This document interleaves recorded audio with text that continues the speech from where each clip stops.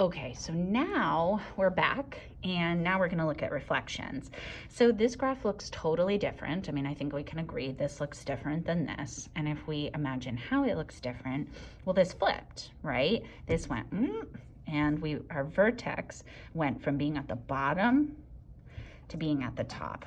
This vertex we'll call a minimum, and this vertex we call a maximum, like the top of the mountain versus the bottom of the valley.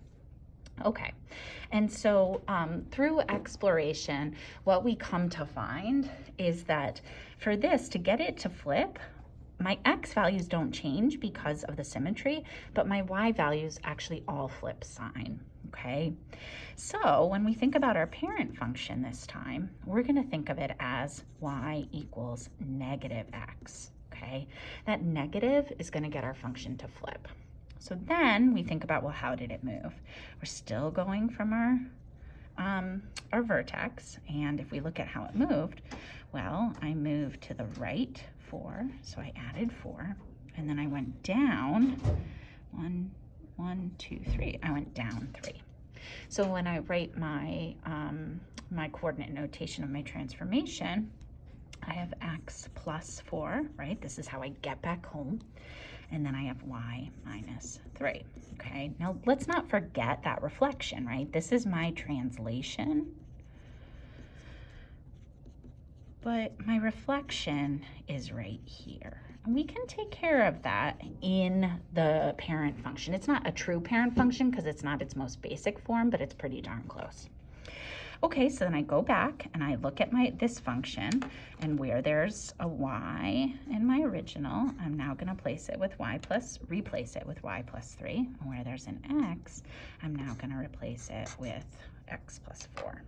Okay, so then y minus 3 equals negative x plus 4 squared. Now, I can always get Desmos out. I can always double check this, and that can work, okay? If you plug this equation into Desmos, you better get this. That's gonna catch mistakes like a negative where you should have a positive, or a movement in the wrong direction, which is really, really nice. Okay, let's try another one. So now if we move to the back, we're gonna skip this one because this one looks really similar to the one we just did. Let's go ahead and use a different function. So this function is actually y equals x cubed. It's a cubic. But if you look at your parent function sheet, what you'll remember is that our cubic function actually looks like this. And so you may be able to see what happened was this cubic flipped, right? It went from above to below, and this one goes from below to above. But our point still remains the same.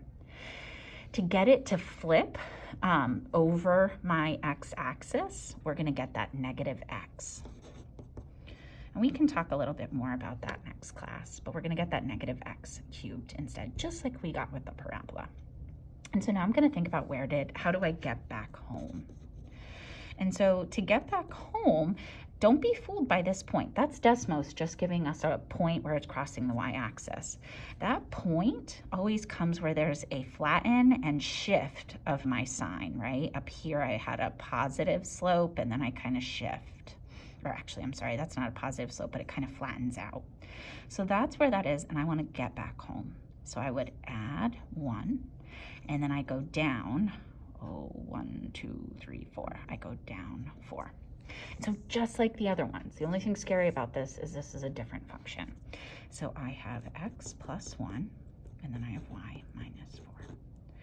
Okay, and we're going to go back. Remember, now I'm thinking of my y equals negative. I'm writing this a little different, right? Okay, and so this is where my y was, and this is where my x was. And so now my y I'm going to replace with y minus 4. And my x I'm going to replace with parentheses x plus 1. And again, those parentheses are really important because if this negative's here, that doesn't belong to the cubic, so we have to make sure to have it there.